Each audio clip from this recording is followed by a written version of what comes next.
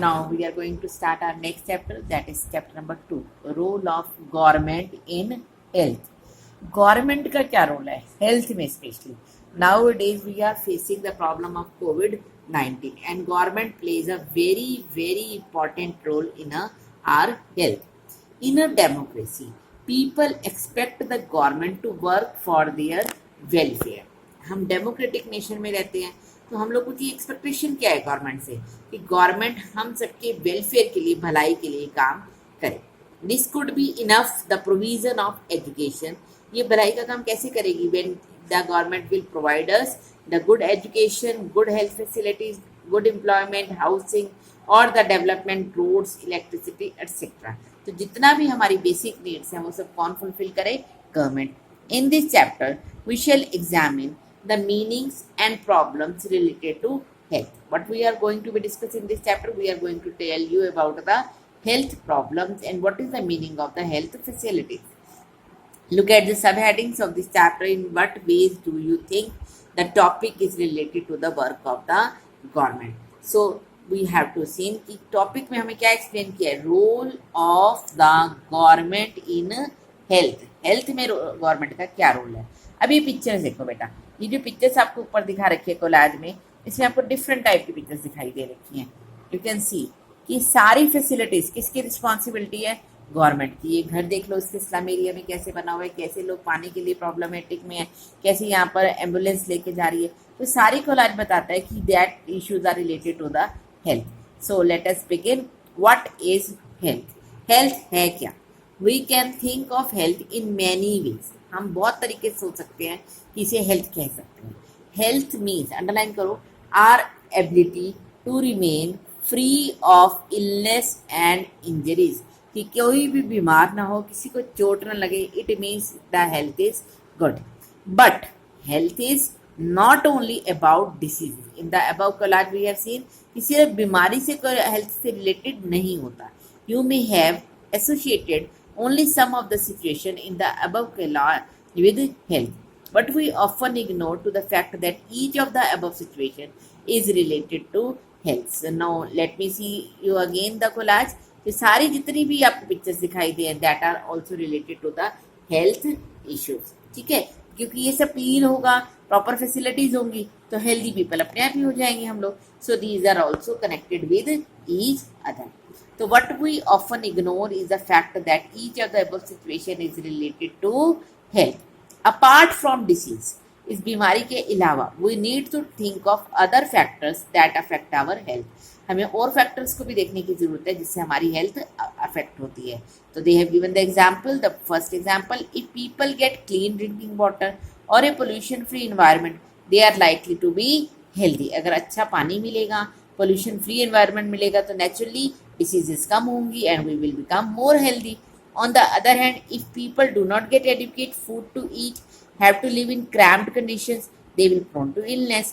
दूसरी तरफ हमने देखा था कांताबाई के फर्स्ट चैप्टर में भी, अगर अच्छी सी सिचुएशन नहीं होंगी, प्रॉपर फूड फैसिलिटीज नहीं होंगी, तो कंडीशंस कैसी हो जाएंगी? क्रैम्प्ड हो जाएंगी. क्रैम्प्ड मीन्स कि हम दुखी हो जाएंगे and they will become prone to illness. और इसका रीजन क्या बन जाएगा? इलनेस हो जाएगी इससे हमारे को.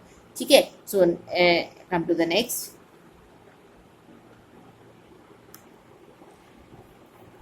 All of us would like to be active and in good spirits in whatever we may be doing. हम सबको क्या होना चाहिए? एक्टिव होना चाहिए, गुड स्पिरिट्स होनी चाहिए, अच्छे से काम करने की कैपेसिटी होनी चाहिए. It is not healthy to be dull. Healthy उस इंसान को नहीं कहेंगे जो डल रहता है, इनएक्टिव रहता है, एंशियस रहता है, स्केयर्ड रहता है for long stretches of time, बहुत लंबे समय से. We all need to be without mental strain. और हमारे मेंटल भी स्ट्रेन नहीं होना चाहिए, कोई किसी भी तरह का दबाव नहीं होना चाहिए. All of these various aspects of our lives are a part of our health. ये सारे एस्पेक्ट्स हैं जो हमने यहाँ पे अंडरलाइन की हैं. डल, इनएक्टिव, एंशियस अगर हम ऐसे हैं तो we are not mentally strong, we are not healthy one. So these are the part of our health. तो हमें mentally, emotionally, physically every field को we have to check and we will be become healthy. Now we have to discuss health care in India. India में कैसे health care होता है? Let us examine some of the aspects of health care in India. Compare and contrast the situation expressed in the first and the second columns. ये table आपकी book में given है बेटा। हमें यहाँ कंपेयर कर रहे हैं कि हमारे कितने मेडिकल फैसिलिटीज़ है, कितने डॉक्टर्स हैं, कहाँ पर फैसिलिटीज़ अवेलेबल है, हमारे इंडिया की कंडीशंस क्या है। No doubt we are working very hard, but we have a large population in our India, so we are facing a lot of problem related to the health issues. Nowadays, you can see the problem in Delhi and Mumbai also. So let us discuss in the form of table. India has a large number of medical colleges in the world. सबसे ज़्यादा medical colleges हैं. Is among the largest producer of doctors. यहाँ intelligent doctors भी बहुत हैं. Approximately they have given, and now the data has also been changed. Healthcare facilities have grown substantially over the years. 1950 से comparison करें तो आज तक भी हमारे में बहुत सारी डेवलपमेंट हुई है हेल्थ केयर फैसिलिटीज़ में। They have given the comparison of hospitals in India कि 1950 में कितने हॉस्पिटल्स थे भारत के पास, सिर्फ 2717, और अब कितने हो गए 11174 इन 1991। 2000 का डाटा दे रखा। अब तो हम लोग we have make so many hospitals nowadays. India gets a large number of medical tourist. Medical tourist क्या होते हैं बेटा? From many countries. हमारे आसपास जितनी भी कंट्रीज हैं, जैसे पाकिस्तान है, बांग्लादेश है, नेपाल है, भूटान है, यहाँ से भी बहुत लोग आते हैं स्पेशली ट्रीटमेंट करवाने के लिए एम्स में, दिल्ली में।